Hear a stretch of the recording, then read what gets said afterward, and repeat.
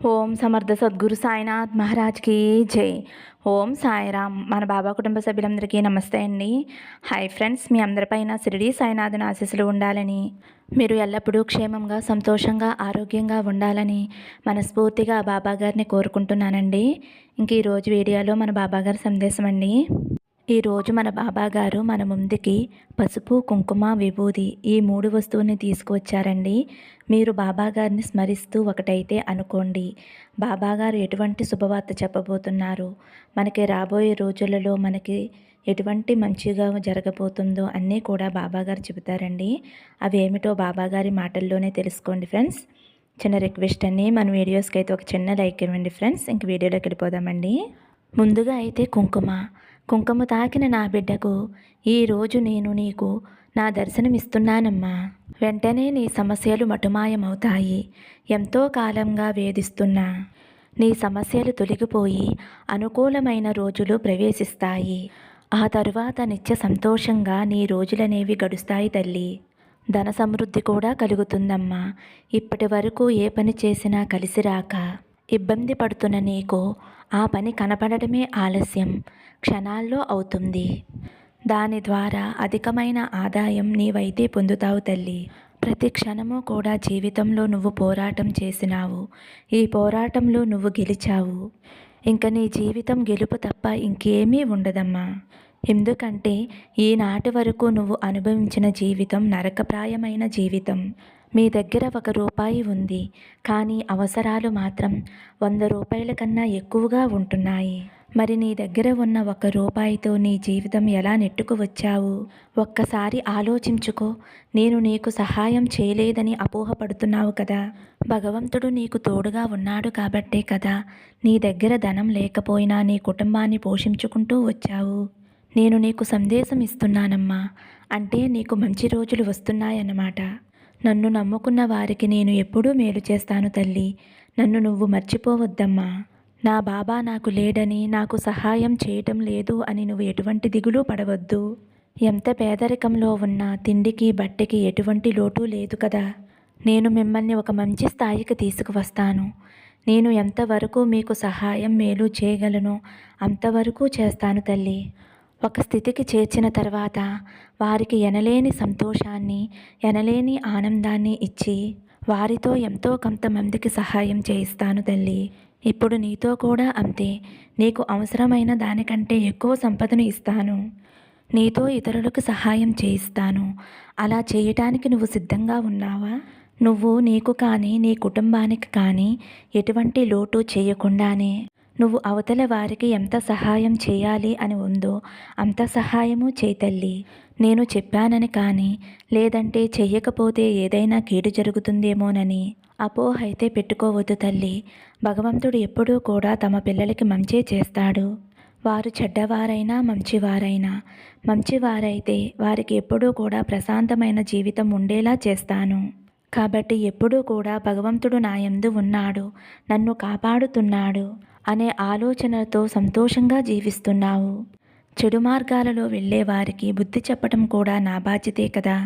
అలా బుద్ధి చెప్పే క్రమంలో వారికి రకరకాల అడ్డంకులైతే వస్తాయి. ఇప్పుడు కూడా వారికి మంచి చేయటానికి చేసే ప్రయత్నమే. కానీ వారు మాత్రం భగవంతుడు మాకు ఏమీ చెయ్యడు, మాకు అన్నీ లోటే, మంచి వాళ్ళకి మాత్రమే కష్టాలు పెడుతున్నారు, చెడ్డవాళ్ళకైతే మంచి జరుగుతుంది అని అపోహపడుతున్నారు. అలాగే నిందలు వేస్తూ పాపకర్మలు ఇంకా పెంచుకుంటున్నారు. ఎవరికి ఎటువంటి ఫలితాలు ఇవ్వాలో నిర్ణయించాలి కదా.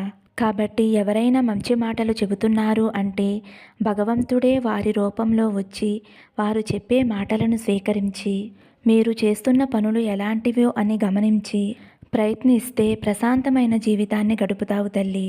నేను నీకు కనిపిస్తున్నప్పుడు నీ మనసు చాలా తేలికై సమస్తము నీ ఆధీనంలో ఉన్నట్లు, ఎంత ఆనందంగా ఉన్నట్లు భావన కలుగుతుంది. ఇకపై జీవితమంతా కూడా అదే ఆనందంలో ఉన్నట్లు గడుపుతావు. నేను చెప్పిన విధంగా నువ్వు ఒడ్డుకి చేరిన తర్వాత మరికొంతమందికి సహాయం చేసి రక్షించు తల్లి. ఆ పుణ్యం నీ ఖాతాలో చేరుతుంది. నీకు అవసరమైన సమయంలో నీకు ఎంతో చక్కగా ఉపయోగపడుతుంది. నేను చెప్పిందంతా గుర్తుపెట్టుకుని సంతోషంగా ఆనందంగా ఉండు తల్లి. నీకు నీ కుటుంబానికి ఆయురారోగ్య అష్టైశ్వర్యాభివృద్ధి కలగాలని నా ఆశీస్సులు నీకు అందిస్తున్నాను తల్లి అని అయితే మన బాబాగారు కుంకుమ తాకిన వారి గురించి ఇలా చెప్తున్నారండి. ఇప్పుడు పసుపు తాకిన వారి గురించండి. పసుపు తాకిన నా బిడ్డ ఎవరైతే ఉన్నారో, తల్లి ఎందుకమ్మా అంత నిరాశ చెందుతున్నావు? నిరాశ అనేది వద్దు. కష్టసుఖాలు అనేవి మానవ జీవితంలో సహజమే. అయితే ఒక్కొక్కరికి వచ్చిన కష్టం వెంటనే విముక్తి లభిస్తుంది. మరికొందరికి కొంతకాలం పడుతుంది. ఇప్పుడు కష్టం అనుభవిస్తున్నాము అంటే ఒక కారణం ఉంటుంది. ఆ కారణాలు పూర్తవగానే మీకు అంతా మంచే జరుగుతుంది. అంత మాత్రం చేత ఆలస్యం అయిందని ఆవేదన చెంది పరిస్థితిని విషమంగా మార్చుకోవద్దు. నువ్వు ఎన్ని ప్రయత్నాలు చేసినా ఎంతగా ప్రయత్నించినా ఎదుగుదల అనేది కనిపించడం లేదు కదా తల్లి. నువ్వు ఏ పని మొదలుపెట్టినా అందులో ఏమాత్రమో కూడా ప్రయోజనం అనేది లేకుండా ఉంటుంది కదా తల్లి. మరి సమయం రాకుండా ఎటువంటి పరిస్థితినైనా చక్కపెట్టడం కుదరదు కదా తల్లి. పరిస్థితులు మనకు వ్యతిరేకంగా ఉంటే ప్రశాంతత కరువై మానసిక వేదన కలుగుతుంది. అప్పుడు చేయవలసిందల్లా ఒకటేనమ్మా, పరిస్థితులు చక్కబడాలని దైవాన్ని కోరుకోవటమే మన పని.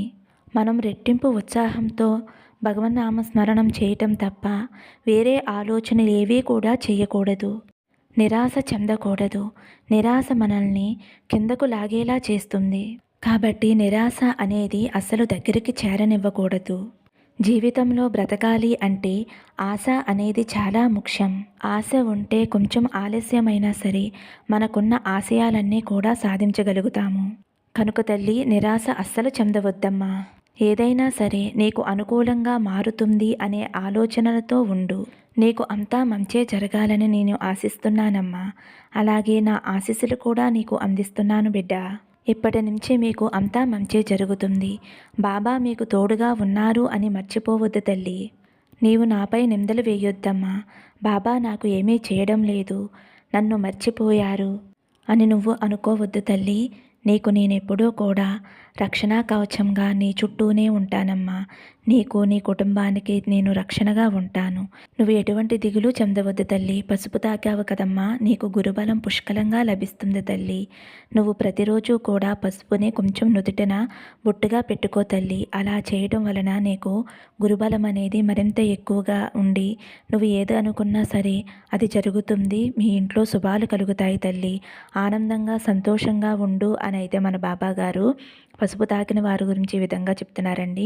ఇప్పుడు విభూతి ఫ్రెండ్స్, విభూతి తాకిన వారి గురించి మన బాబా గారు ఏమంటున్నారంటే, బిడ్డ విభూతి తాకావు కదమ్మా, ఇంట్లో ప్రశాంతత కొరకు ఆదాయం రావటానికి ఏదైనా ఒక మార్గం ఉంటే బాగుండు అని ఎప్పటి నుంచో అనుకుంటున్నావు కదమ్మా. అలాగే ఎన్నోసార్లు అడిగావు కదమ్మా, బాబా నా పరిస్థితుల్లో మార్పులు తీసుకువచ్చి ప్రశాంతత సంతోషాన్ని కలిగించండి తండ్రి అని అడిగావు కదమ్మా.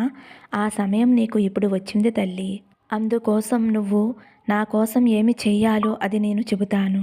నేను చెప్పిన విధంగా చేసుకుని నీ కుటుంబానికి ప్రశాంతత చేకూరుస్తావు కదా. అందుకోసం నువ్వు ఏమి చెయ్యాలో చూడు. నీకు వచ్చిన సమస్య ఏమిటి అంటే ఆదాయం వస్తుంది, కానీ అది ఎలా ఖర్చు అవుతుందో నీకు కూడా తెలియడం లేదు. నెల పూర్తి అవ్వకుండానే నీ దగ్గర ఉన్న డబ్బు పూర్తిగా అయిపోతుంది కదా. అక్కడి నుండి మిగిలిన రోజులు ఎలా గడపాలో అర్థం కాకుండా అయోమయ స్థితిలో ఉంటున్నావు కదా. నీ కుటుంబానికి అవసరమైనవి చేయడానికి ఎంతో ఇబ్బంది పడుతున్నావు. కొన్ని సమస్యలు తొలగాలి అంటే నువ్వు చేయవలసిన పరిహారం ఒకటి ఉందమ్మా. నువ్వు నా మీద నమ్మకంతో చేస్తావు కదా తల్లి. ఆ పరిహారం ఏమిటో తెలుసుకుని నేను చెప్పిన విధంగా చెయ్యి. చక్కగా నీ పరిస్థితులు నువ్వు మార్చుకో అమ్మా. నీ ఇంట్లో ఉన్న తులసి మొక్క దగ్గర ఈ పరిహారం చెయ్యాలి తల్లి. ఒకవేళ నీ ఇంట్లో తులసి మొక్క లేకపోతే ఒక మంచి రోజు చూసుకుని తులసి మొక్క తెచ్చుకుని నీ పెరట్లో నాటుకో తల్లి. అలా నాటిన తులసి మొక్కకి రోజూ నీళ్లు పోస్తూ ఉండాలి. ఆ తులసి మొక్కను మీ ఇంటి సింహద్వారానికి ఎదురుగా ఉంచుకోవాలి. ఆ తులసి మొక్క మొదట్లో ఒక రాగి నాణాన్ని ఉంచి అది పైకి కనిపించకుండా మట్టితో కప్పివేయాలి. ప్రతినిత్యము కూడా తులసి మొక్కకి నీ శక్తిని కొలది పూజ చేసి నైవేద్యం ప్రసాదంగా పెట్టు. కేసరి కానీ పరమాన్నం కానీ కొంచెం పంచదారైనా సరే తల్లి, పటిక బెల్లమైనా సరే, బెల్లమైనా సరే, ఏదైనా కొంచెం ప్రసాదంగా పెట్టు. కాస్త తులసమ్మ తల్లికి నీరు సమర్పించిన తర్వాత నీ మనసులో కోరిక ఏదైతే ఉందో ఆ కోరిక అనేది ఆ తులసి మాతకి సమర్పించుకో తల్లి. అలాగే ప్రతిరోజు కూడా గడపను కూడా పూజించాలి. నీకు వీలు కుదరకపోతే, సమయం లేకపోతే కనీసం శుక్రవారం రోజునైనా గడపని పూజించాలి. ఎందుకంటే లక్ష్మీదేవి అమ్మవారు నీ ఇంటి సింహద్వారం నుంచే వస్తారు కాబట్టి నీవు పసుపు, కుంకుమ, అక్షింతలు, పువ్వులు ఇలా గడపకి సమర్పించుకుంటే నీకు ఎంతో శుభం కలుగుతుందమ్మా. ఆ అమ్మ సిరులు తల్లి, కొలువుండేది గడప దగ్గరే కదా తల్లి. కాబట్టి ఆ అమ్మను పూజించు, ఆ అమ్మను ఆహ్వానించు. ఇలా నువ్వు గడపని పూజ చేస్తూ ఉండు. ఇలా చేయటం వలన కొన్ని రోజులలోనే మీ కుటుంబంలో ఉన్న ఆర్థిక ఇబ్బందులన్నీ తొలగిపోయి మీరు అనుకున్న పనులన్నీ జరుగుతాయి. మీకు ఉద్యోగం కోసం ప్రయత్నం చేసి చేసి విసిగిపోయినా వెంటనే మీకు ఉద్యోగం అనేది లభిస్తుంది. ఇలా ఏ కోరికైనా సరే తీరిపోతుంది. నా మీద నమ్మకంతోటి, భక్తితోటి చేసి చూడు తల్లి. నువ్వు ఏదైతే కోరుకుంటున్నావో అది నీ కళ్ళ ముందు ఉంటుందమ్మా అనైతే మన బాబాగారు విభూతి తాకిన వారి గురించి అయితే ఇలా చెప్తున్నారండి. ఫ్రెండ్స్, మన బాబాగారు ఏం చెప్పినా మన మంచి కోసమే చెప్తారు కదా ఫ్రెండ్స్. మరి మన బాబాగారు అందించిన ఈ సందేశం మీ అందరికీ కూడా నచ్చింది అనుకుంటున్నానండి. నచ్చితే ఒక చిన్న లైక్ ఇవ్వండి. అలాగే ఫస్ట్ టైం చూసేవారైతే మన బాబా భక్తి ఛానల్ తప్పకుండా సబ్స్క్రైబ్ చేసుకుని సపోర్ట్ చేయండి ఫ్రెండ్స్. సర్వే జన సుఖినో భవంతు. సమస్తం సద్గురు సాయినాథార్పణమస్తు. శుభం భవతు. జై సాయిరామ్.